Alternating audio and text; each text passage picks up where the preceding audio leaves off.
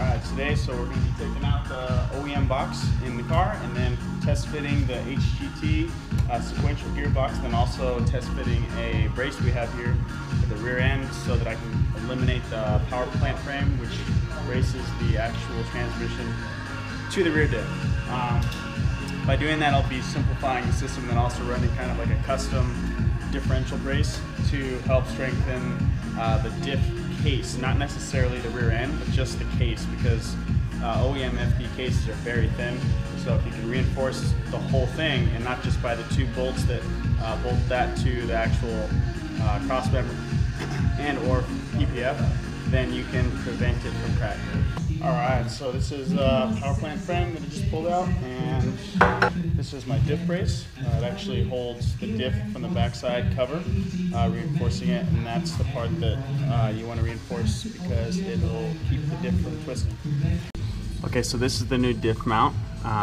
It's the Sandberg differential brace, and it mounts the same as the power plant frame, but it gets rid of the power plant frame. So pretty much it's got a little pivot point back here, and my plan is to attach my old brace, which reinforces the back end here and prevents this from cracking, to this part. That's going to be quite a bit of work, so I'm going to have to enlist someone's help to do that because I don't fabricate stuff like that.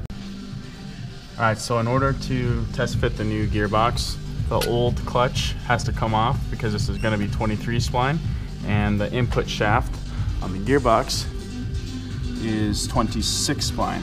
So don't want to be trying to put it in and mess up all the splines on the gearbox. So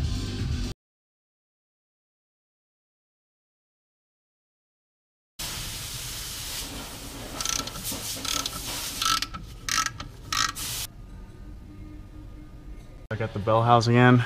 I'm gonna need to pretty much put everything back together then, along with the starter, just to make sure that I don't run into any issues once I get the drive shaft and I'm ready to rock. So first attempt did not work. The transmission is actually touching the top of the transmission tunnel, so I'm going to have to lower the motor. Luckily I have the full function engineering adjustable height motor mounts, so pumped on that. Yeah, let me lower the motor and we'll try it one more time. Alright, now that the motor is dropped down about, what is it, about a half inch? About a half of an inch. Gonna go ahead and try to put the transmission back in. Should be just enough clearance to get it past this transmission tunnel support here, and yeah, should be looking good. Okay, so this is a major problem. I'm gonna have to try to make a new oil pan or figure something out to get the pan to sit higher than the actual subframe without raising the motor, because obviously the transmission is going to hit the transmission tunnel, so I can't go up and I can't go down anymore because this will keep happening.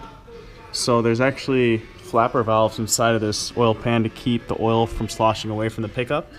So when this happens, it warps the whole pan and those flapper valves get pinched. So yeah, this pan has to come off and have to bang it out. Otherwise I was actually planning on driving tomorrow with some buddies, but yeah, guess that's not happening. Wow, look at that, super close, but it fits, so that's a good thing.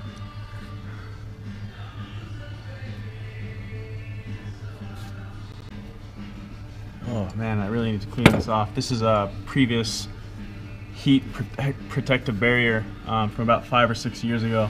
I actually don't run this stuff anymore because it leaves this on there, but I'm gonna have to cut all this off before I permanently install this gearbox. Looks terrible. Alright, so last night we did the whole measurements from the differential flange to the actual gearbox, so we can get those measurements to Drive Shaft Pro for this slip yoke.